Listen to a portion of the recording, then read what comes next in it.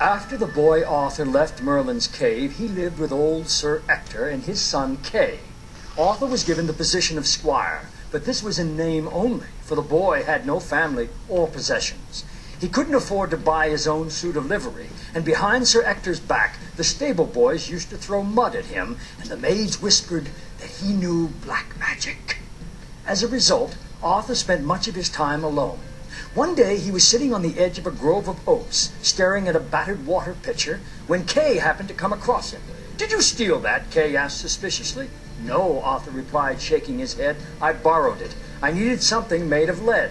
"What for?" Kay asked. "Alchemy." Kay's eyes grew wild. "You were taught alchemy?" Arthur nodded.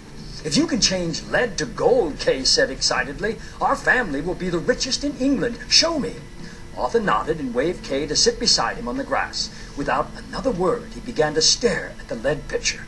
After a moment, Kay noticed that Arthur's eyes were closed. He waited impatiently, but when Arthur opened his eyes 15 minutes later, the pitcher was unchanged.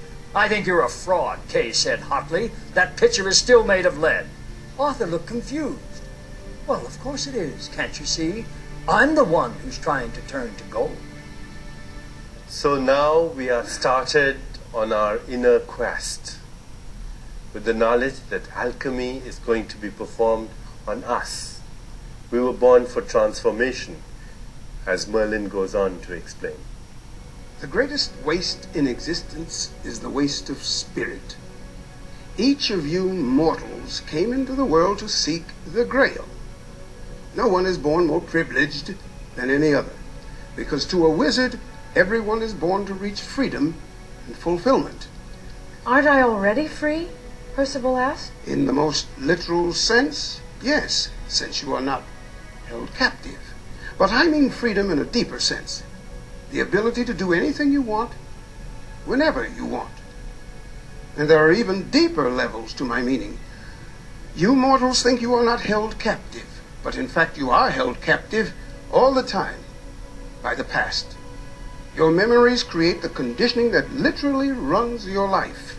If you were free of the past, you could master your own life.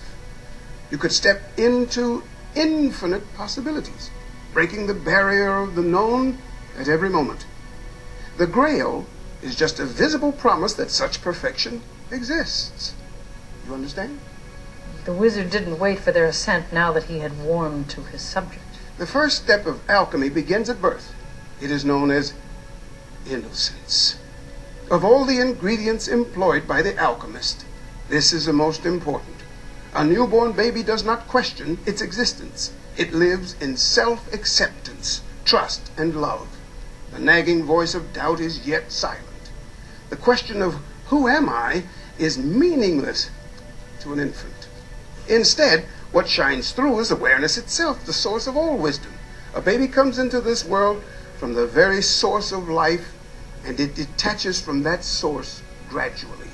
For a while, a baby remains bathed in the timeless. It has no concept of past or future, only an unfolding present that never fades. This is what it means to live in eternity.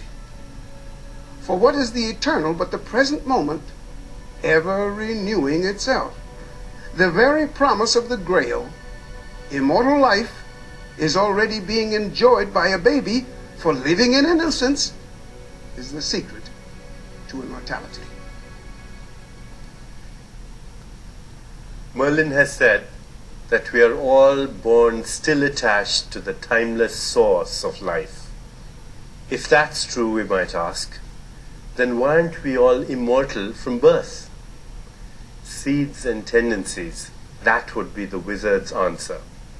In every baby is instilled the tendency to move from the timeless world into the world of hours and days and years, from the inner silence of the inner world to the noisy activity of the outer world, which is, of course, where you and I find ourselves.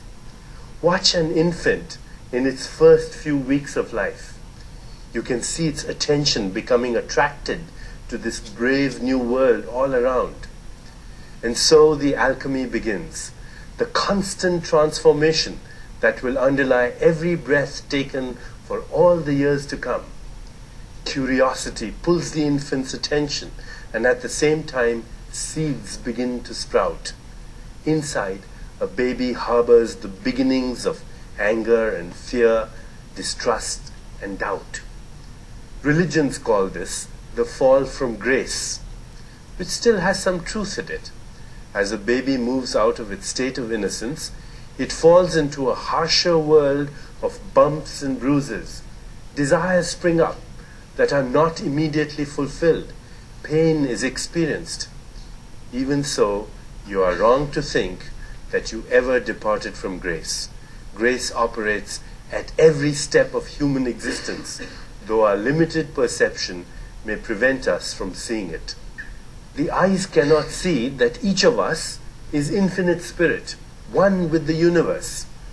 Here's a little tale about that. In the years Arthur spent with Merlin in the Crystal Cave, many mysteries were presented to him. One evening, Merlin challenged him with a question. How far away is that star, do you suppose? He asked, pointing to the dog star. It being midsummer, Sirius was bright and low on the horizon. I don't know. I suppose it must be farther than I can measure or possibly imagine. It is no distance at all.